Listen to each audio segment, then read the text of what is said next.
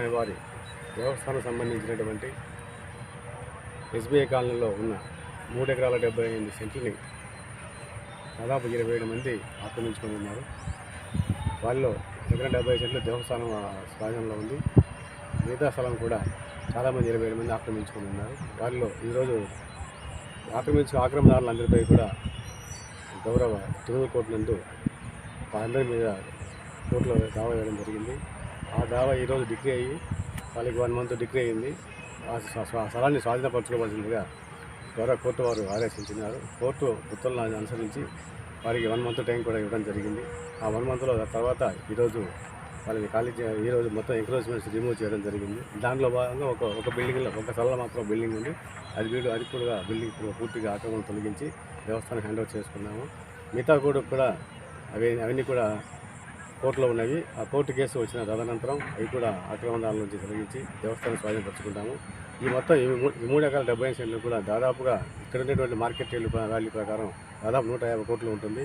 ఈ స్థలం అంతా కూడా ఈ ఆక్రమణదారులందరినీ కూడా తొలగించేసి ఈ దేవస్థానాన్ని ఈ ల్యాండ్స్ని దేవస్థానం హ్యాండ్ ఓవర్ చేసుకుంటాం. ఇక్కడ వాటిటువంటి బోర్డులు కూడా ఎవరైనా తొలగించిన వల్ల శిక్షార్హులు కోర్టు ఉత్తర్వుల ప్రకారం శిక్షార్హులు అవుతారు.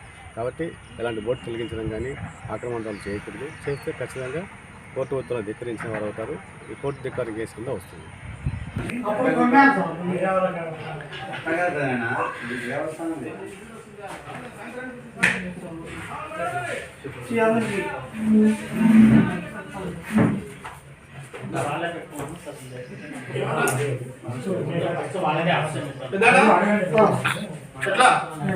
సామాన్లు ఆఫీసర్లు బయట పెట్టమన్నారు.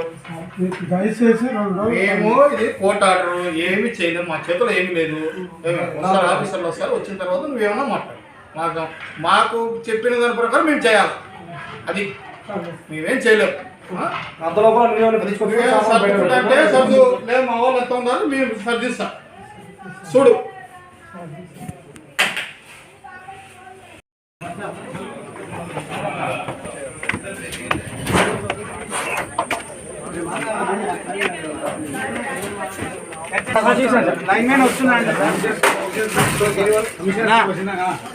కరెంట్ అన్నా దశ ఇన్నో ఉన్నాడు. వెళ్తుండొద్దు ఓ కరెంట్ అన్నా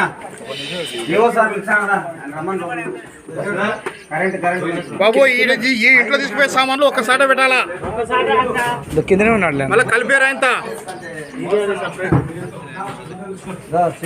విజయ్ ఇక్కడ తీసేది సపరేట్ పెట్టండి. కలిపోతండి మళ్ళీ పాపం. కలిపోతండి పాపం.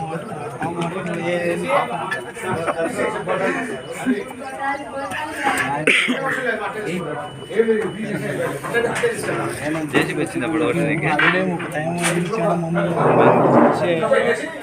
ఏంటి అయితే ఇప్పుడు నమస్కారం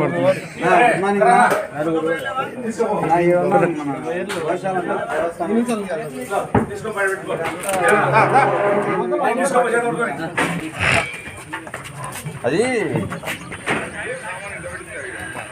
జాగ్రత్త రే చూసుకొని తేజ.